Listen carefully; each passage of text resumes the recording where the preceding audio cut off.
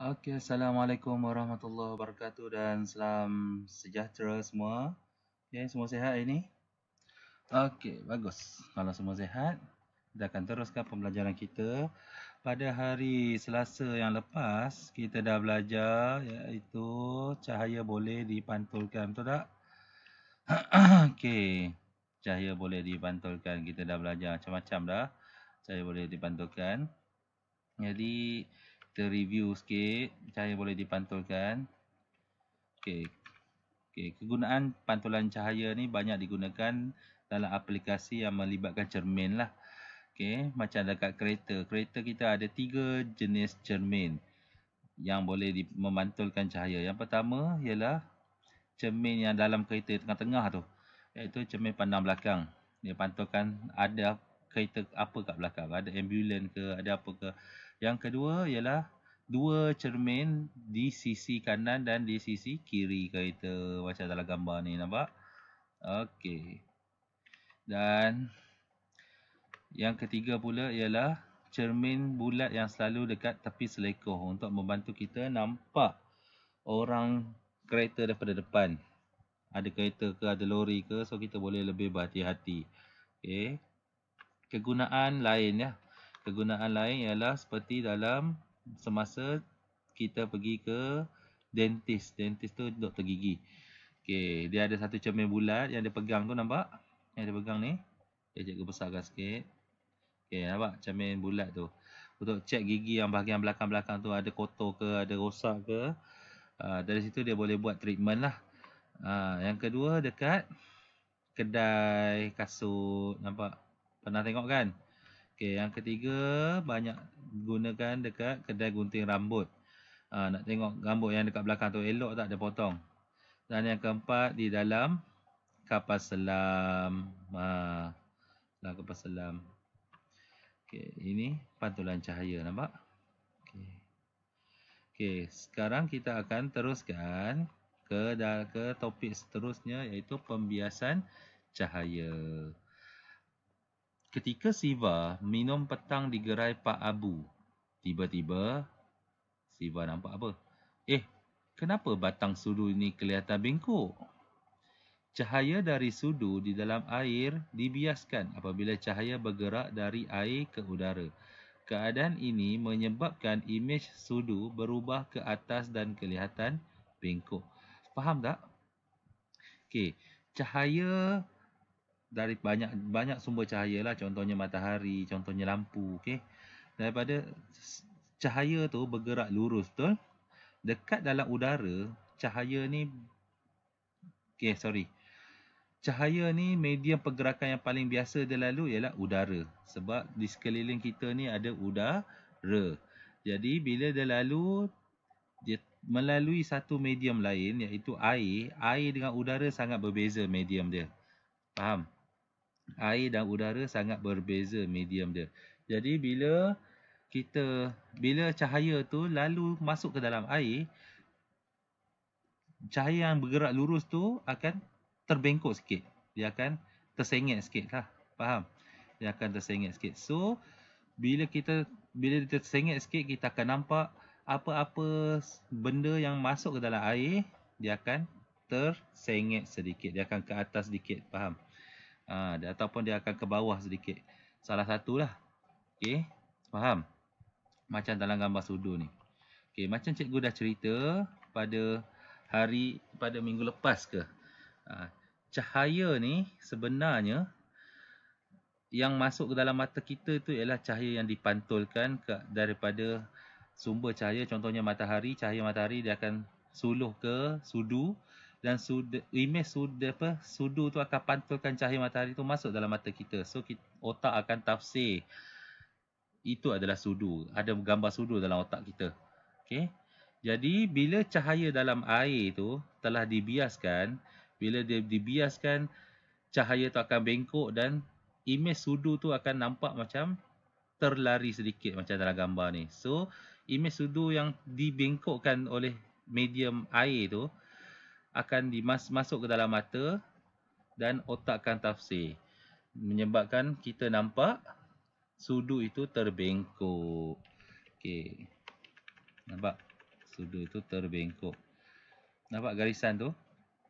Okey. Apabila cahaya bergerak melalui dua medium yang berbeza, arah pergerakan cahaya akan berubah. Fenomena ini dinamakan pembiasan cahaya. Okey. Cuba tengok gambar yang pertama. Gambar pertama dia letak duit shilling di dalam air. Tetapi sebenarnya duit shilling ni duduk di sini, di bawah sekali. Tetapi kita akan nampak duit shilling itu duduk di bahagian atas sedikit. Sebab apa? Sebab ada air. Air ini ialah medium yang lain. So, cahaya yang masuk ke dalam air ni akan memantulkan imej duit shilling ni. Dan bila dia cahaya ni keluar balik daripada air, apa jadi? Dalam air dia bergerak lurus dan bila dia sampai kat permukaan air, dia masuk ke udara, dia akan terbengkok juga. Dia akan terbengkok sedikit sebab daripada air ialah medium yang lain dan udara ialah medium yang lain. Kalau kamu pegang air dengan pegang udara, mana lagi berat? Mana lagi rasa? Okey, mesti pegang air lebih berasa, betul? So, udara ialah kuranglah rasa dia. Jadi, bila daripada berat, dia pergi ke ringan, tiba-tiba dia bertukar medium, dia akan terbengkok sedikit. Itu namanya dibiaskan. Faham? Okey, sama juga dengan gambar pensel di dalam air ini. Nampak? Okey. Terlepas.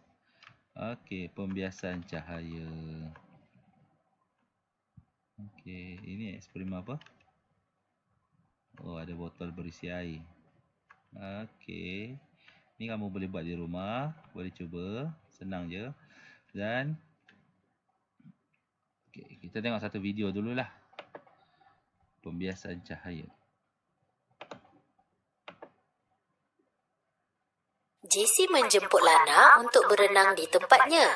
Cahaya matahari yang indah bersinar melalui air menunjukkan betapa ceteknya kolam dari kedudukan mereka. Jessie menawarkan Lana minuman sebelum mereka kembali berenang. Lana melihat ke dalam gelas minuman. Dia mendapati bahawa straw kelihatan bengkok. Mengapakah kolam kelihatan lebih cetek daripada kedalaman sebenarnya? Dan mengapakah straw di dalam minuman Lana kelihatan bengkok? Kita tahu bahawa cahaya boleh melalui objek lutsinar. Cahaya boleh melalui gas seperti udara. Cahaya juga boleh melalui cecair seperti air. Dan cahaya boleh melalui pepejal seperti kaca. Apabila cahaya bergerak dari satu medium ke medium yang lain, ia membengkok. Ini dipanggil pembiasan cahaya. Apabila cahaya yang bergerak di udara mengenai medium lain seperti air, ia dibiaskan. Perkara yang sama berlaku apabila cahaya yang bergerak di udara mengenai kaca. Pembiasan berlaku.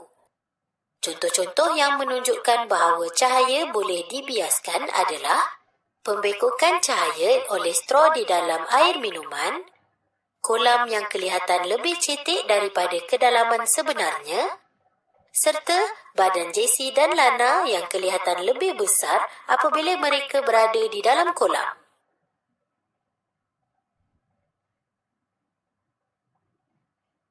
Okey, faham? Okey.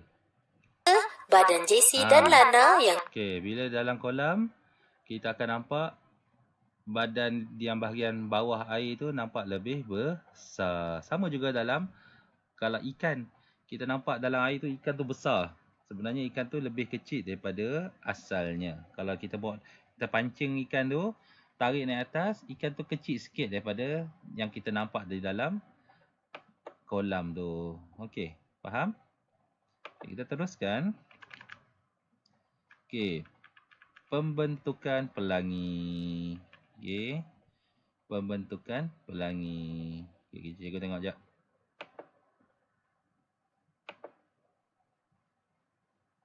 Okey.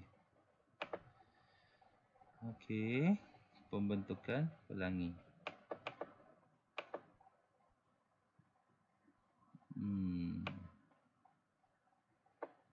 Okay, kita go through cepat-cepat lah dengan pelangi.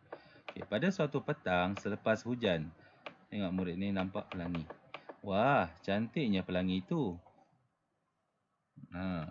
Tapi, tahukah kamu bagaimanakah pelangi itu terbentuk? Biasanya, apabila matahari memancarkan cahaya semasa atau selepas hujan, pelangi akan terbentuk. Oh, begitu rupa-rupanya. Apabila cahaya matahari, tengok cikgu dia kata apa? Apabila cahaya matahari terkena pada titisan air hujan, cahaya akan dibiaskan dan membentuk pelangi. Cuba kamu jalankan penyiasatan. Okey. Macam dalam eksperimen straw dalam air tu, macam yang dia berenang tadi tu, pembiasan berlaku jika hari hujan.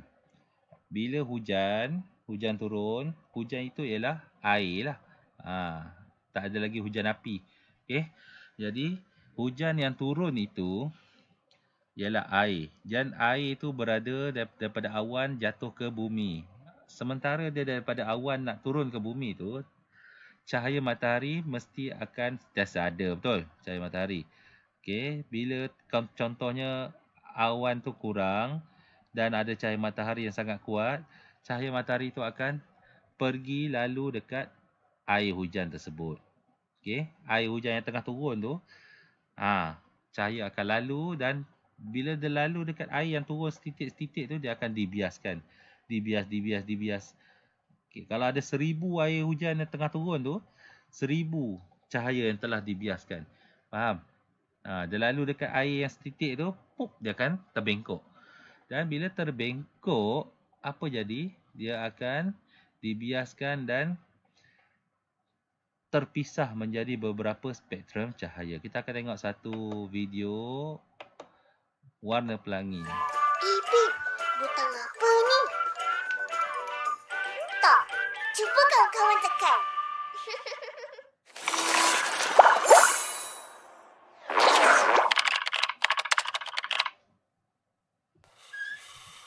Apabila cahaya matahari melalui titisan air hujan di udara, pembiasan cahaya akan berlaku. Waduh! Pembiasan cahaya tu pertukaran arah cahaya. Bila cahaya yang gerak lurus di... Okey, nampak? Cahaya yang bergerak lurus bila lalu dekat titis air hujan ni, dia akan terbengkok. Faham? Okey. Apa jadi bila dia cahaya daripada terbengkok ni, tiba keluar balik ke arah udara? Elokkan, jadilah pelangi. Okey, nampak? Dia akan terpisah menjadi spektrum-spektrum cahaya, iaitu ada 7 warna dia. Okey. Faham?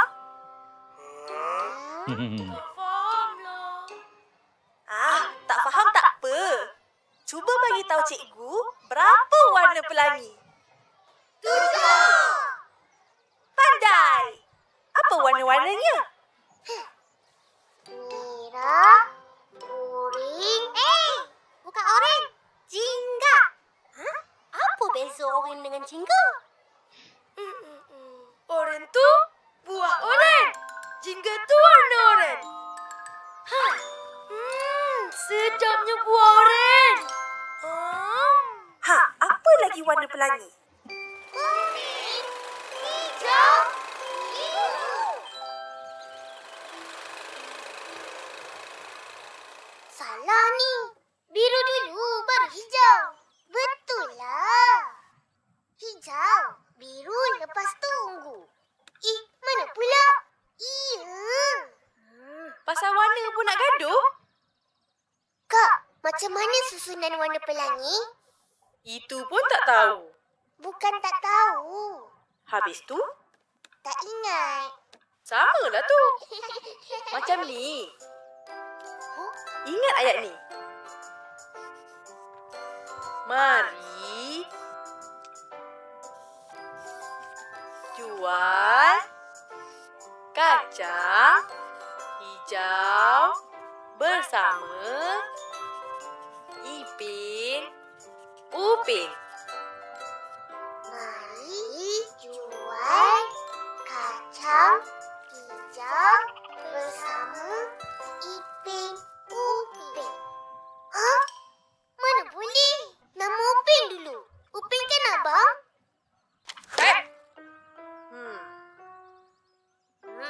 Kemudian, ikut huruf depan setiap warna. M.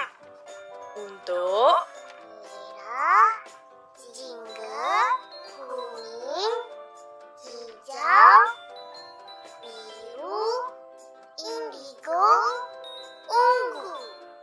Oh, terima kasih, Kak. Merah, jingga, kuning, hijau, biru, indigo, ungu. Kawan-kawan, jangan lupa subscribe YouTube channel kita orang. Betul. Okey, faham? Okey, itulah dia warna-warna pelangi. Okey. Okey, sampai sini saja. Cikgu nak bagi satu kerja boleh? Okey. Kerjanya ialah cikgu nak mana tadi? Okey. Cikgu nak kecilkan sikit. Okey. Cikgu nak kamu salin muka surat ni. Pembiasan cahaya salin. Siva ni tak payahlah lukis. Salin gambar yang kedua ni. Tulisan ni semua salin gambar yang kedua ni. Nampak? Gambar Siva sedang tengok air ni. Tengah tengok sudu yang di dalam air ni. Faham? Okey. Salin sampai apabila cahaya bergerak melalui dua medium berbeza, arah pergerakan cahaya akan berubah. Fenomena ini dinamakan pembiasan cahaya. Sampai sini saja. Okey, boleh semua? Yes, mestilah boleh. Okey, sekian. Terima kasih.